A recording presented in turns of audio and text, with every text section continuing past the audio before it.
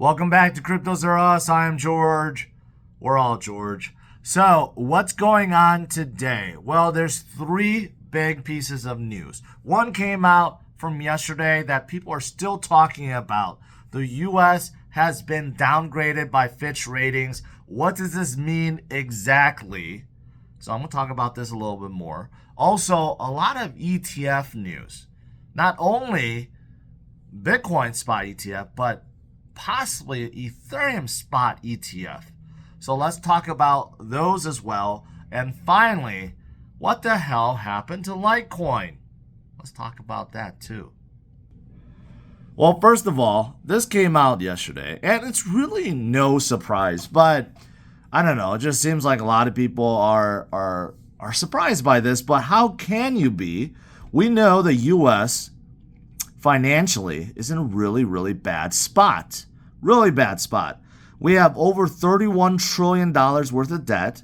We had to, at last minute, up the debt ceiling because we couldn't pay back the debts, couldn't pay back the interest. The U.S. government was going to shut down. Okay, so last minute, Congress voted to up the debt ceiling, right? So, I mean, this is bad. The U.S. economy, although is strong, you know, the backbone, the Fed, the banks, and how money is being handled in the U.S. is irresponsible. I mean, the whole system is irresponsible. So is it any surprise that Fitch Ratings downgrades the U.S. long-term rating from AAA down to AA plus? I mean, honestly, any individual citizen that would operate like how the U.S. operates its own balance sheet, you know, they would be in bankruptcy. They would have a credit rating under 500 or 400, okay? You know, the U.S. keeps printing more money whenever they run out, and they were handicapped because of the debt ceiling. So, but with the debt ceiling removed, they get to print more money, right? So it's like going to your credit card company and asking them to raise your limit every single month and not having the ability to pay it back because the U.S. doesn't have the ability to pay it back, which is why it's 31 trillion plus in debt, right? So this, of course, makes sense. And Fitch Ratings says, well, this is because, yeah, the country keeps asking for more money and keeps raising its debts and blah, blah, blah, right? It's not a surprise. But, you know, the White House and everyone else is like, no, they're wrong. The U.S. is in great financial shape. It's really not. So this is the reason why a lot of us have turned to Bitcoin, right? Bitcoin is not controlled by any central bank or government or anyone else. And a lot of people have turned away from fiat altogether because of the shenanigans that we all witnessed for last, 3 years, 4 years, right? A lot of us just want to opt out, and Bitcoin and crypto are the best ways to do so. You know, I also saw this. The private sector added 324,000 jobs, which is basically double than expectations. So this is really good, right? So the U.S. economy is strong. People are going back to work. But does this mean anything if the U.S. is still going to be and continue to be irresponsible with its money? Eventually it's going to all come to roost, so to speak, right? But it's good to see that people are finding jobs. The job market is still strong. So in terms of recovery, that's a pretty good sign. So yes, that's pretty good. But again, unless the nation, unless the Fed, unless everyone changes, we will one day spiral out of control. Okay. But you know what? Speaking of Bitcoin, now Bloomberg thinks that the chance of a Bitcoin spot ETF, the percentage chance of one getting approved is now 65%. Okay, it was 50%. Now they think it's 65%. Okay, Gary Gensler downplaying his role at the SEC. I don't quite get this commission's tactical approval of Coinbase Bitcoin exchange. I don't quite get that. Maybe it's them being the surveillance partner or something. But bottom line is, Oh, and let's not forget BlackRock. Okay, BlackRock. So, there's a lot of reasons why, the very first Bitcoin spot ETF will get approved in the US. There's like 6 pending. Okay, there's 6 pending, and you got to figure like one. You know what? I take that back. There might be 7 or 8, but you got to figure one of them will get approved, right? And it will be tremendous. It'll be absolutely tremendous. But you know what?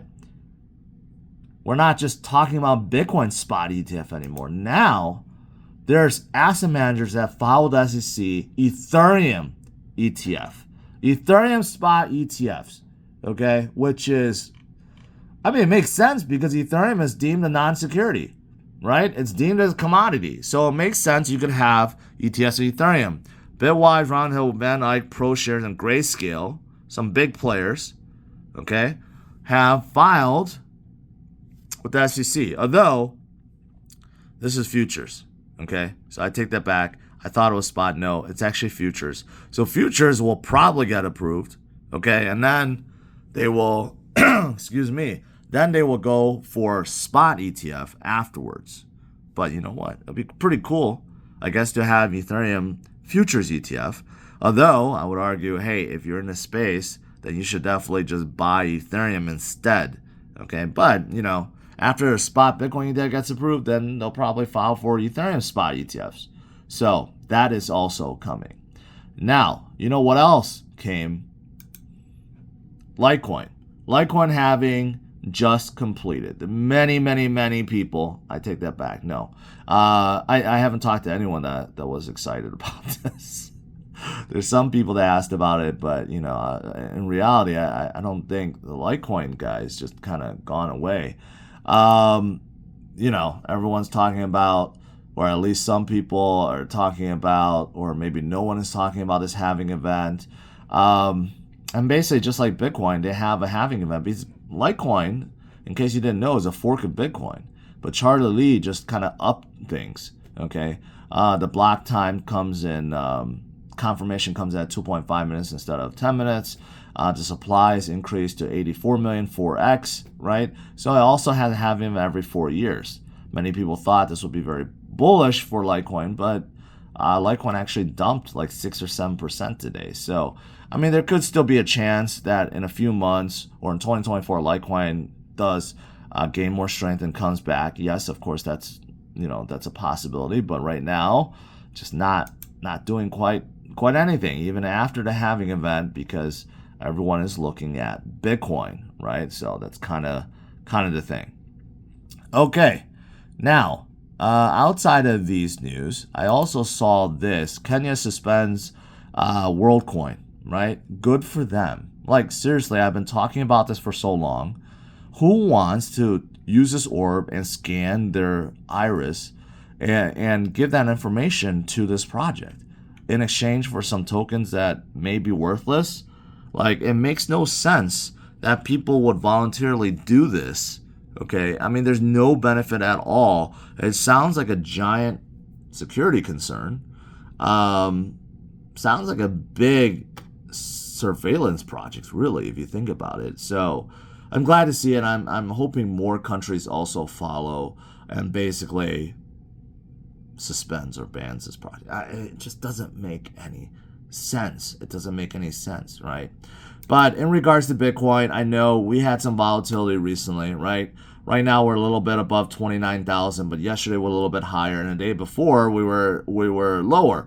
So there's some volatility, but keep in mind, guys, we're talking about 1,000-point spread. We're not talking about Bitcoin falling to 10,000, coming back to 20,000, coming back to 29,000. No, we're not talking about that. We're talking about just basically hovering between 29 and 30,000, right? And when you zoom out like this and you realize, well, there's really nothing. You can't even see it. It's a blip. But you know what? Look at this, okay? This golden cross has happened. It's on a 3-day scale. And the last few times it's happened, right here and right here, very bullishness. So we just had that happen. And you know what? This is also something to look forward to. Breaking out of these ascending wedges. And it's coming because, of course, we are in recovery. Fundamentals have never been better. On-chain metrics have never been better. We're getting closer to a halving event, right? So these are all fantastic things. That's it for this video. In conclusion, we still can't trust our governments to be responsible with our money. Only we can do that. And there's some exciting things happening in this space still. Okay, so don't be discouraged. Stay strong, stay focused, and I'll see you guys later. Have a good one. Bye-bye.